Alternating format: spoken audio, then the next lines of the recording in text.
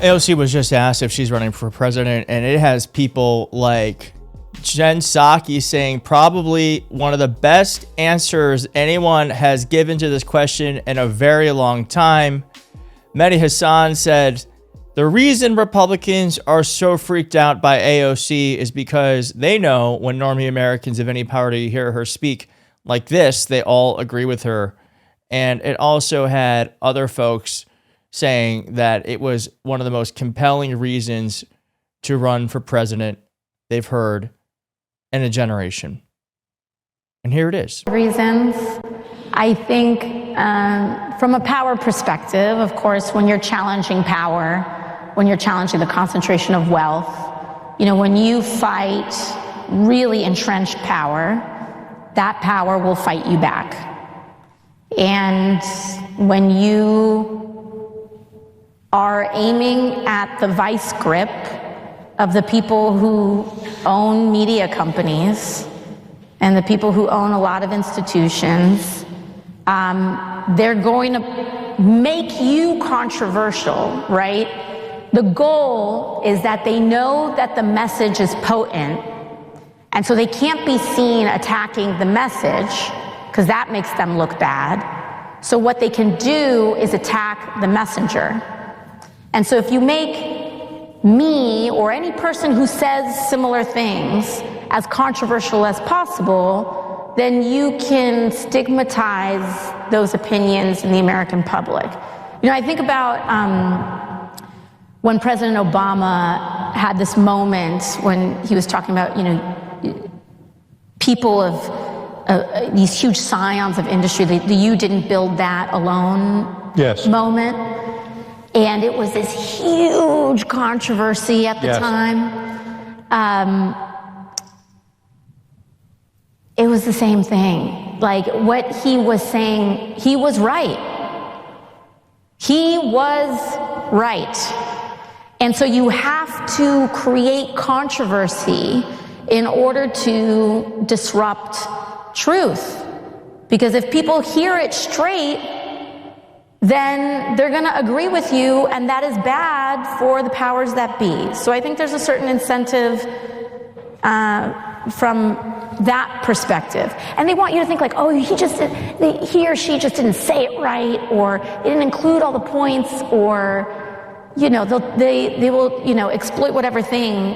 There will never, newsflash, there will never be an uncontroversial messenger for challenging the structures of power that are keeping wages low. That person, whether me or anybody else, is always going to be in the sights, right? But then the second thing is that I think it's not just personal to me, but I think my presence as a person who was a waitress, I'm like, it's like I slipped through the cracks. I'm not supposed to be there. And according to them, right? And I'm not bought. I don't take corporate money. The average donation to my campaign is $16. In 2 years, there's maybe been 8 max out checks of like $2,500 to my campaign. I think that there's a real class aspect to this. I think there's a lot of people that really believe that if you don't make a lot of money, it's reflective of your intelligence. It's reflective of your capacity as a human being. And I think that there's a very real built-in denigration and devaluing of people because of the class that they're in. And of course, I'm a woman.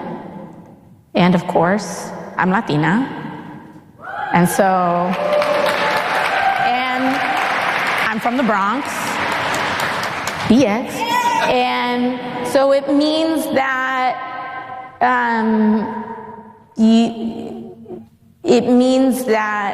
my mere existence is inherently subversive in the place that I am. And so, I mean, listen, it's misogyny in politics is like one of the strongest forces that exist.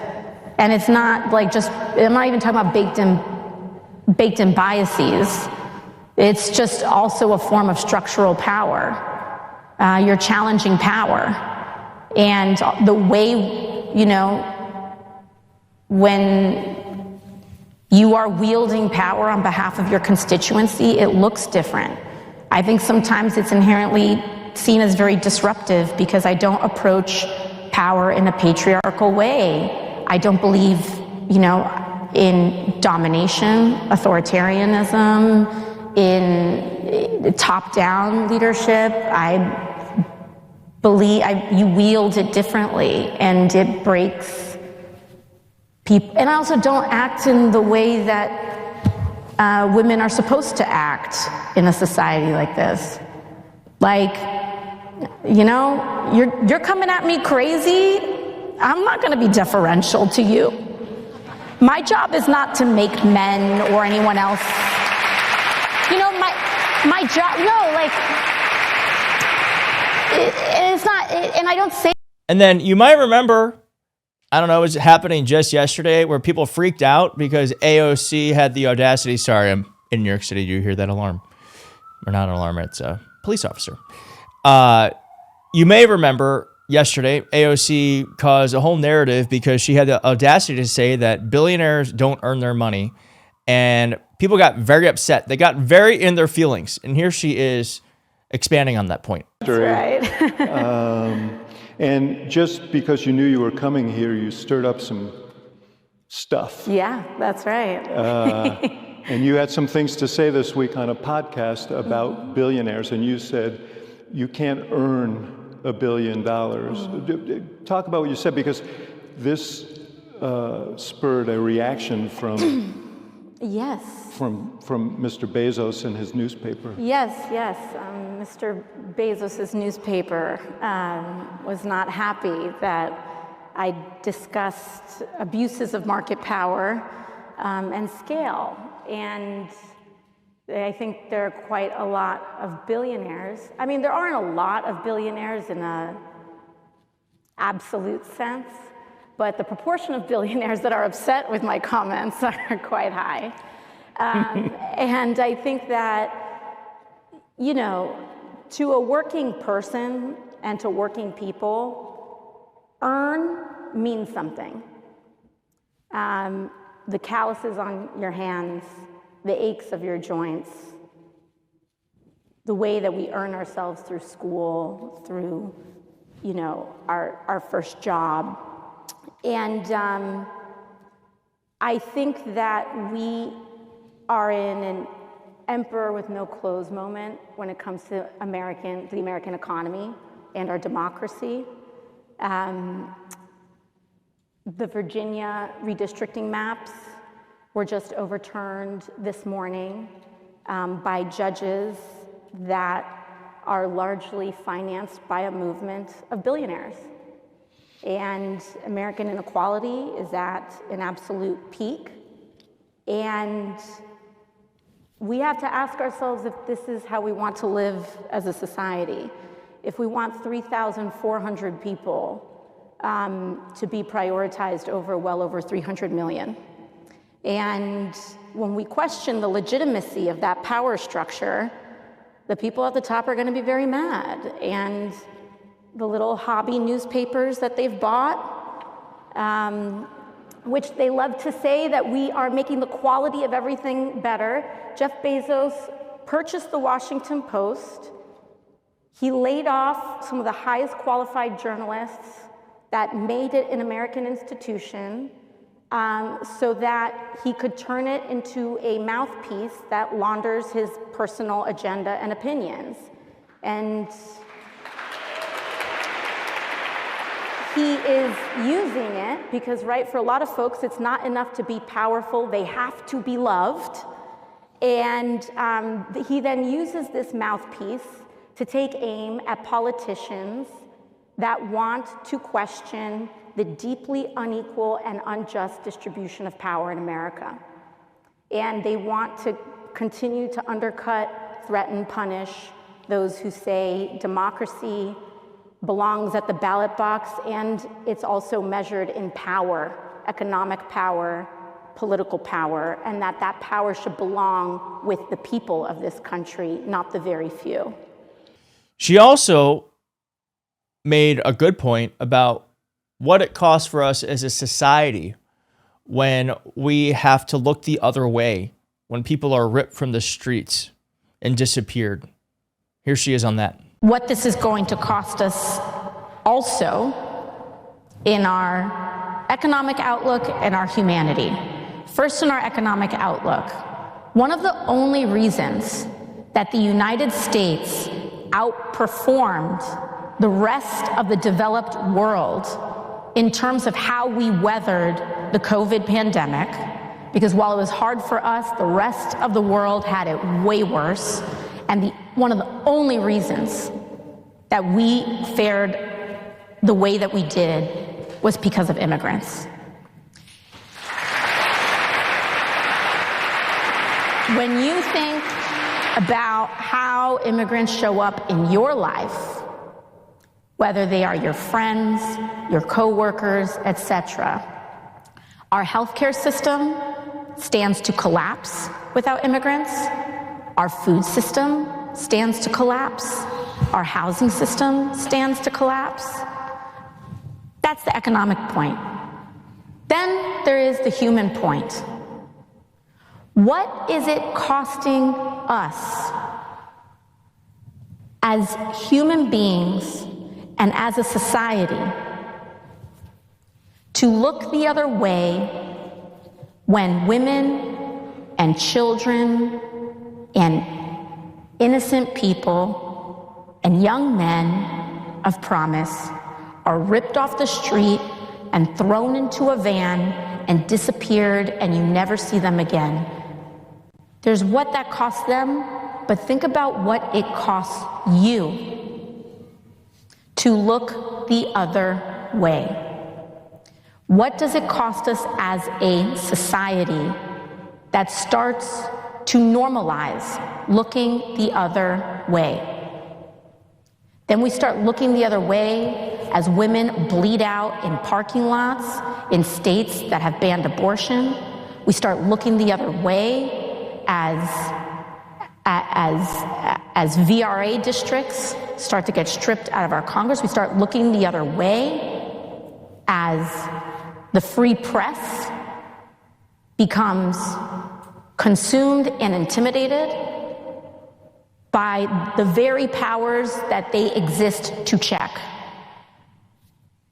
What does it cost us and you as a human being to look the other way? And so there's the economic cost. Your health care is going up. Long-term care for our parents and grandparents are going to skyrocket. It is costing us. It's already costing us. And then there's what does it cost our soul? And that, in a political context, people think that that's naive, flowery talk. I don't think it is. Because what is all of this for if it is not to live a dignified life in a community and country of integrity?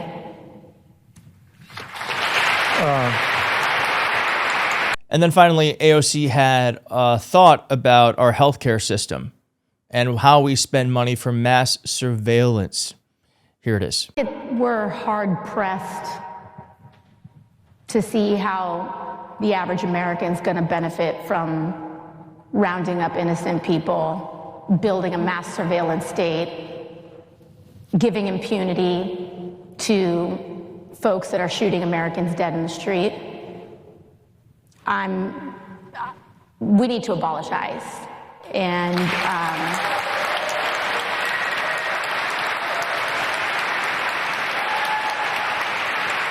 I can't tell you how the average American is going to benefit from it, but I can tell you how we are going to pay the price. We're going to pay the price because $1 trillion was gutted out of our healthcare system to pay for an extrajudicial force that is building a mass surveillance database of everyday Americans, scanning your face, observing your online activity, looking at your purchases, without so much as a judicial warrant when they decide to bust into people's houses. Now, as you all know, I am team everyone should run. I'm interested to hear what you think about AOC running for president. She's obviously considering it. She's definitely not shying away from it. I think these are awesome ideas, inspiring conversations to hear from someone, especially someone as young as her. I mean, that's young for politics. And I'm just one person. I would love to know what you think. Leave a comment below. Clearly, 2028 is shaping up. I think what's also just nice is that we're talking about an election in 2028. I really thought at this point that we just wouldn't have them anymore. So at least, can we just consider that a small win? But regardless, I really did love listening to AOC. I do think we need a progressive voice out there shaping the conversation. It's so sad that these are like progressive ideas. These just seem like common sense to me. But let me know what you think in the comments, and I'll see you next time. Thanks. Bye.